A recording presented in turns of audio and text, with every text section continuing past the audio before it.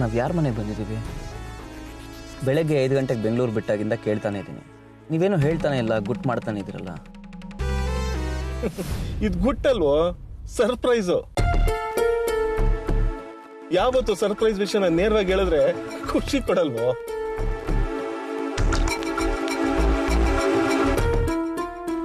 ಇದು ಯಾರ ಮನೆ ಅಂತಾನಾದ್ರೂ ಹೇಳಿ. ನಮ್ಮ ಫ್ರೆಂಡ್ ಮನೆ. ಒಂದ್ ರೀತಿಲಿ ನಮ್ಗೆ ಸಂಬಂಧ ಆಗ್ಬೇಕು. ಸಂಬಂಧನ? ನನಗೆ ಗೊತ್ತಿಲ್ಲದಿರೋ ಸಂಬಂಧಿಕರು ಯಾರು? ಒಂದ್ ರೀತಿಲಿ ನೀನು ಮಾವ ಆಗ್ಬೇಕು. ಮಾವನ? ಯಾಕೋ ನನ್ನ ತಲೆ ಕೆಡಿಸ್ತಾ ಇದ್ದೀರಾ ನೀವು. ಒಳಗೆ ಹೋದ್ಮೇಲೆ ನಿನಗೆ ಗೊತ್ತಾಗುತ್ತೆ, ನಡಿ. ಅಮ್ಮ, ನೀನಾದ್ರೂ ಹೇಳು, ಹೂವು ಹಣ್ಣು ಯಾಕೆ ಇಟ್ಕೊಂಡಿದ್ಯಾ? ಅದು ಸಂಪ್ರದಾಯ. ಯಾರ್ದಾದ್ರೂ ಮನೆಗೆ ಹೋದ್ರೆ ಹೂವು ಹಣ್ಣು ಕೊಡ್ಬೇಕು, ಅದು ಸಂಸ್ಕೃತಿ. ಅರೆ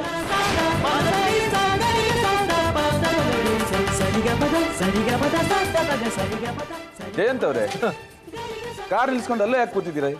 ಒಳಗೆ ಬನ್ನಿ.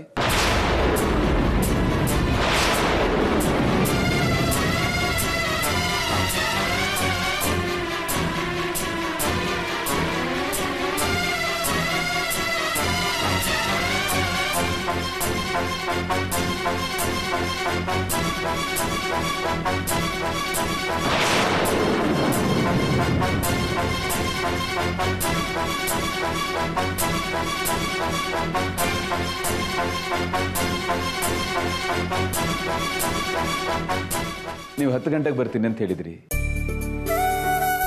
ನಾನು ಪುರೋಹಿತರಿಗೆ 11 ಗಂಟೆಗೆ ಬರೋಕೆ ಹೇಳಿದ್ದೀನಿ.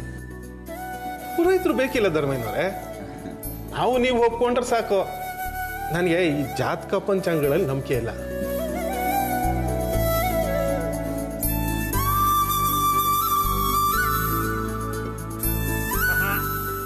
ಮಗ ಹುಡುಗಿ ಒಪ್ಪದ್ಮೇಲೆ ಪುರೋಹಿತರು ಆಗ್ಬೇಕು. ಅಪ್ಪ, ಏನಿದೆಲ್ಲ? ಈ ಮನೆಗೆ ಯಾಕೆ ಕರ್ಕೊಂಡ್ಬಂದ್ರೆ ನನ್ನ?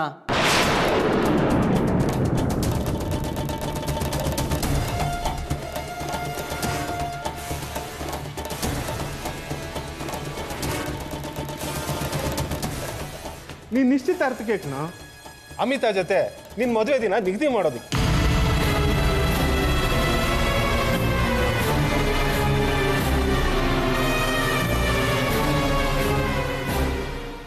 ದೇವದಾಸಿ.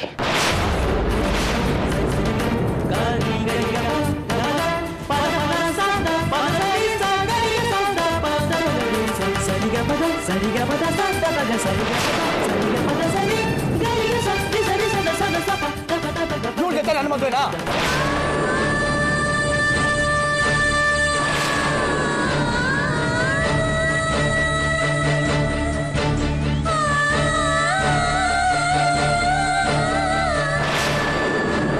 ಇದಕ್ಕೆ ನೀವು ನನಗೂ ಹೇಳಿದೆ ಕರ್ಕೊಂಡ್ಬಂದಿದ್ದು. ಮೊದಲೇ ಹೇಳಿದ್ರೆ ಖಂಡಿತ ಬರ್ತಾನೆ ಇರಲಿಲ್ಲ.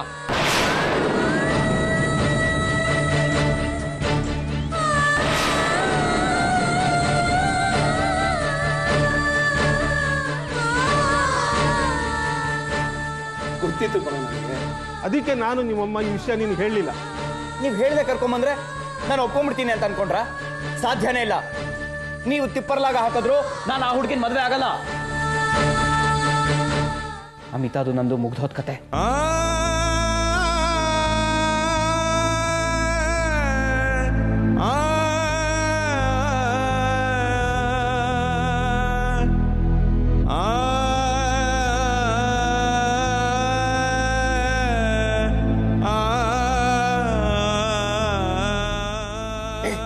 ಅವಿವೇಕಿ, ಮಾತಾಡೋಕ್ ಮುಂಚೆ ಸ್ವಲ್ಪ ಯೋಚನೆ ಮಾಡು.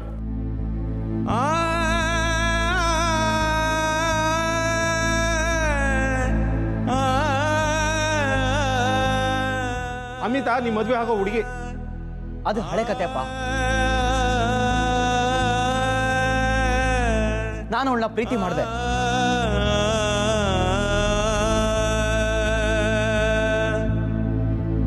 ಆದ್ರೆ ಅವಳು ನಾನು ಪ್ರೀತಿ ಮಾಡಿದ ಅಮಿತಾಗ ಉಳಿಲಿಲ್ಲ, ಬದಲಾದ್ಲು.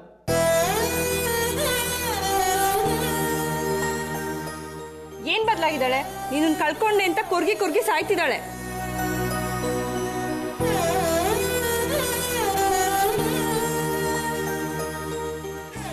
ಅಪ್ಪ ಅಮ್ಮ ದಯವಿಟ್ಟು ನನ್ನ ತಲೆ ಕೆಡಿಸ್ಬೇಡಿ. ಈ ವಿಚಾರದಲ್ಲಿ ಖಂಡಿತ ನನ್ನ ಒತ್ತಾಯ ಮಾಡಬೇಡಿ.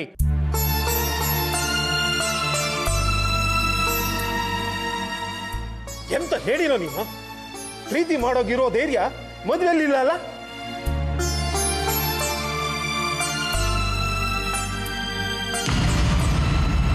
ನಾನು ನಿಮ್ಮಮ್ಮನ್ನ ಪ್ರೀತಿಸಿ ಕಣ ಮದುವೆ ಆಗಿರೋದು. ಯಾರನ್ನು ಕೇಳಲಿಲ್ಲ.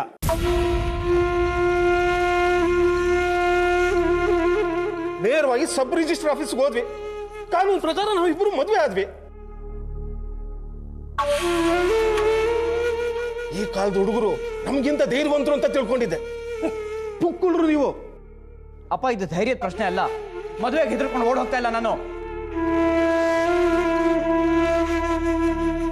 ಎಷ್ಟೋ ವಿಷಯಗಳು ನಿಮ್ಗೆ ಗೊತ್ತಿಲ್ಲ.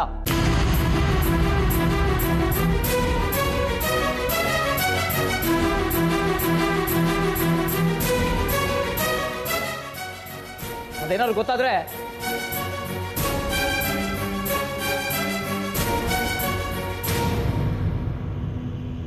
ನೀವೇ ಈ ಮದುವೆ ಬೇಡ ಅಂತ ಹೇಳ್ತೀರಾ?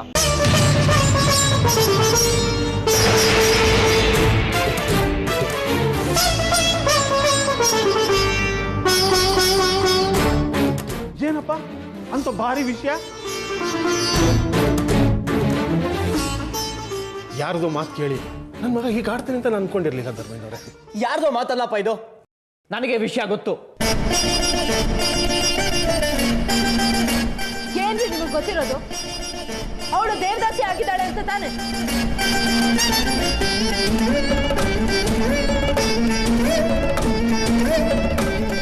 ಅದು ಹೇಗಾಯ್ತು, ಯಾಕಾಯ್ತು ಅನ್ನೋದನ್ನ ನಿಮ್ಗೆ ಅವತ್ತೇ ಹೇಳಿಲ್ಲ?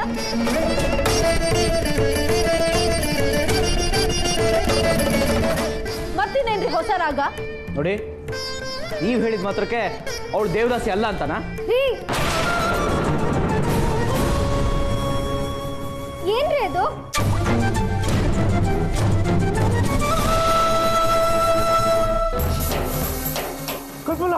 ಬಾ ಬಾ, ಸರಿ ಮುಂದೆ ಬಂದು ಮಾತಾಡು. ಬಾ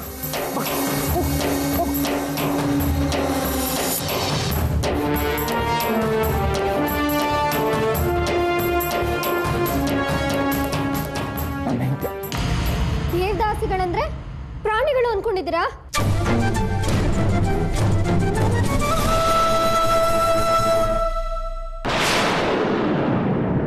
ನಾವು ಮನುಷ್ಯರೇ, ನಾವೇನ್ ದೇವ್ರ ಹತ್ರ ಕೇಳ್ಕೊಂಡು ಹುಟ್ಟಿದ್ವಾ? ಏನೋ ನಮ್ ಕರ್ಮ, ಆ ಕುಂದಲ್ಲಿ ಹುಟ್ಬಿಟ್ವಿ.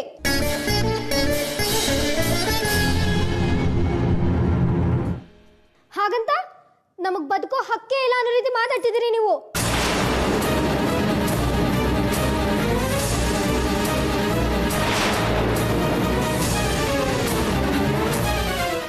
ಈ ಪ್ರಣವ್, ನಾನಾದ್ರೂ ದೇವದಾಸಿ ಕುಟುಂಬದಲ್ಲಿ ಹುಟ್ಟಿರೋಳು. ನನ್ನಂತೋಳ್ಳೆ ನಮ್ಮ ಅತ್ತೆ ಮಾವ ಸೊಸೆ ಅಂತ ಒಪ್ಕೊಂಡಿದ್ದಾರೆ.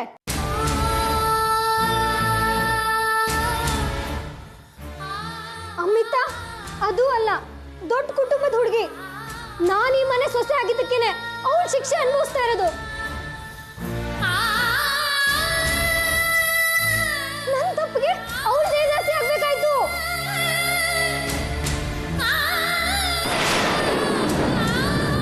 ಯಾರೋ ಬಲವಂತವಾಗಿ ಅವಳ ದೇವದಾಸಿ ಮಾಡಿದ್ರು. ಅದು ಅವಳ ತಪ್ಪು ಹೇಗ್ರಿ ಆಗತ್ತೆ?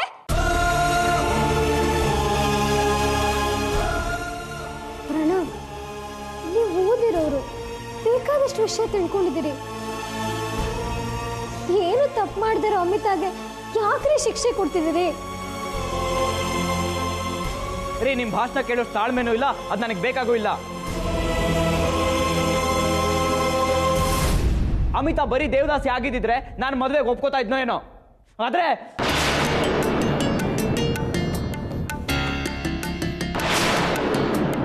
ಏನು ಏನು ಆದ್ರೆ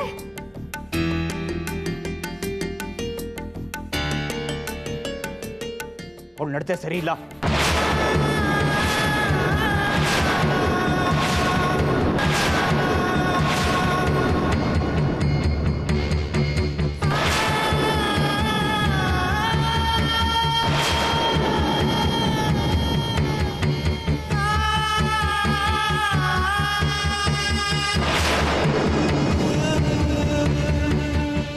ಮಾತ್ರ ಅಲ್ಲ, ಕಾಲೇಜಲ್ಲೂ ಅವಳ ಬಗ್ಗೆ ಬೇಕಾದಷ್ಟು ಕಥೆಗಳಿವೆ.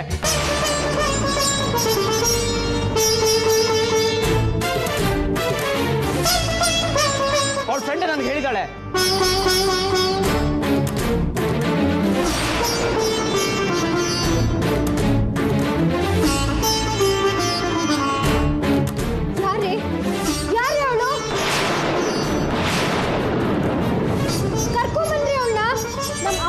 ಬಗ್ಗೆ ಸುಳ್ಳು ಹೇಳಿದ್ರೆ ಪರ್ಕೆ ತಗೊಂಡು ಹಾಕ್ತೀನಿ.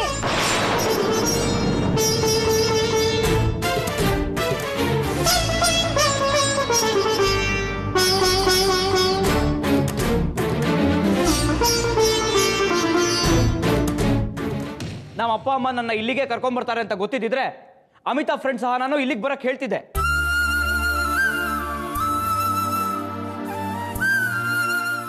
ನನ್ನ ಜೊತೆ ಪ್ರೀತಿ ನಾಟಕ, ಬೇರೆಯವ್ರ ಜೊತೆ ಓಡಾಟ.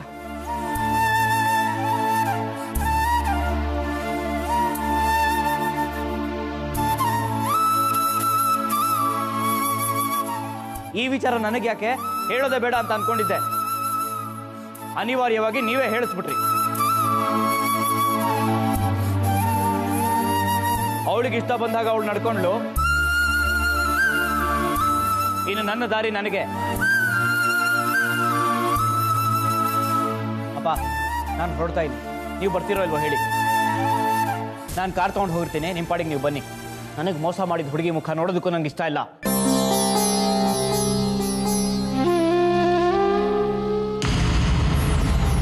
ಪ್ರಣವ್,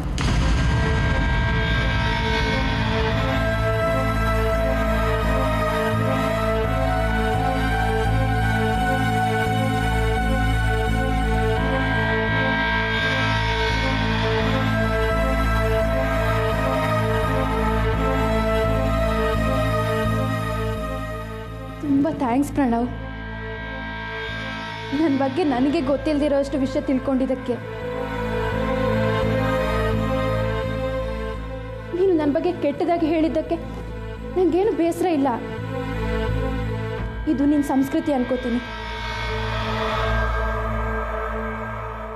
ಬೇರೆಯವ್ರ ಮಾತನ್ನು ನಂಬೋ ಹಿತ್ತಾಳೆ ಕಿವಿ ನಿಂದು ಅಂತ ಈಗ ಗೊತ್ತಾಯ್ತು.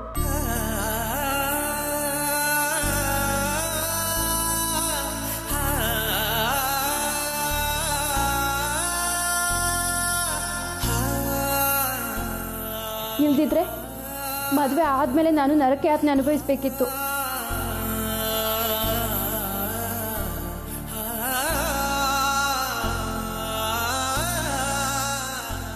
ನಿನ್ನಂತ ಅನುಮಾನ ಪಿಶಾಚಿನ ಕಡ್ಕೊಳ್ಳೋ ಆಸೆ ನಂಗೂ ಇಲ್ಲ ಪ್ರಣವ್. ಆದ್ರೆ ಒಂದು ಮಾತು ಹೇಳ್ತೀನಿ, ನನಗೆ ಸಹನ ಅನ್ನೋ ಯಾವ ಫ್ರೆಂಡೂ ಇಲ್ಲ.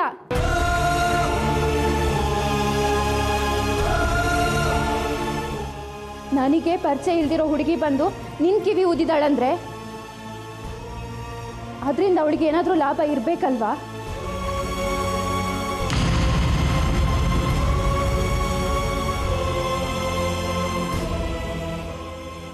ಇರ್ಲಿ, ನನಗದ್ರಿಂದ ಯಾವ ಬೇಸರನೂ ಇಲ್ಲ.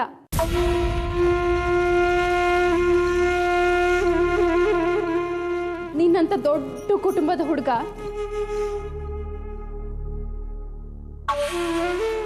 ನನ್ನಂತ ದೇವದಾಸಿ ಹುಡುಗಿನ ಮದುವೆ ಆಗೋದು ಸರಿಯಲ್ಲ.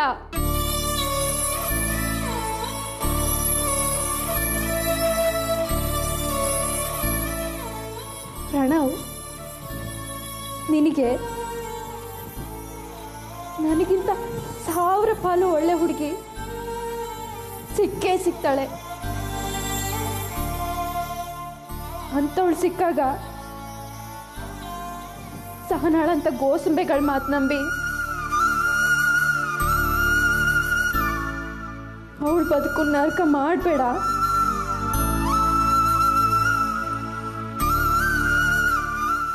ಅಪ್ಪ, ದಯವಿಟ್ಟು ಪ್ರಣವನ ಒತ್ತಾಯ ಮಾಡಬೇಡಿ. ಅವನ ಪಾಡಕ್ಕೆ ಬಿಟ್ಬಿಡಿ.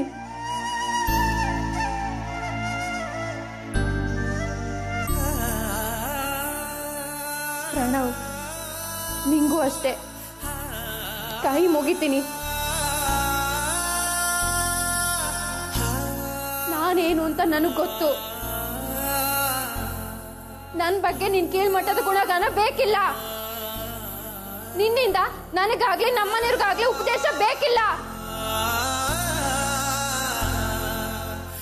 ನಾವ್ಯಾರು ನಿನ್ ವಿಷಯಕ್ಕೆ ಬರಲ್ಲ.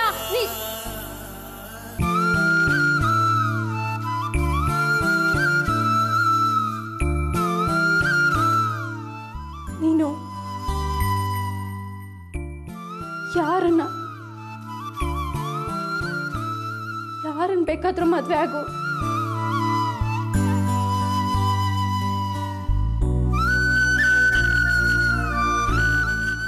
ದಯವಿಟ್ಟು ಇಲ್ಲಿಂದ ಹೊರಟೋಗು.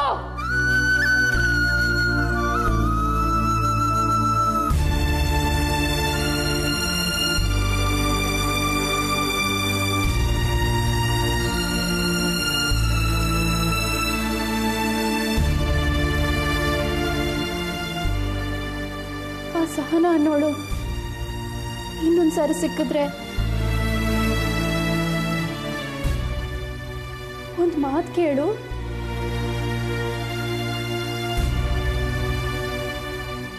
ನಾನ್ ಸುತ್ತಿದ್ದ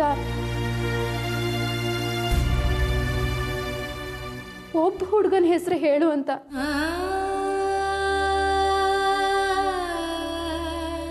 ನನ್ನನ್ನು ತುಂಬಾ ಚೆನ್ನಾಗಿ ಅರ್ಥ ಮಾಡ್ಕೊಂಡಿದ್ದಕ್ಕೆ ಥ್ಯಾಂಕ್ಸ್.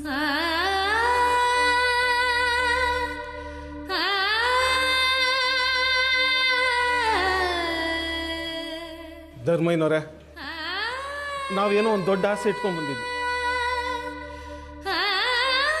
ನಮ್ಮ ಮಗನ ಒಪ್ಪಿಸ್ತೀವಿ ಅನ್ನೋ ಧೈರ್ಯನೂ ಇತ್ತು. ಆದರೆ ನಿಮ್ಮ ಮಗಳಿಗೆ ಅವಮಾನ ಮಾಡೋಕ್ಕೆ ಬಂದಾಗಾಯ್ತು. ಅಪ್ಪ ಪ್ಲೀಸ್ ಹೊರಡೋಣ.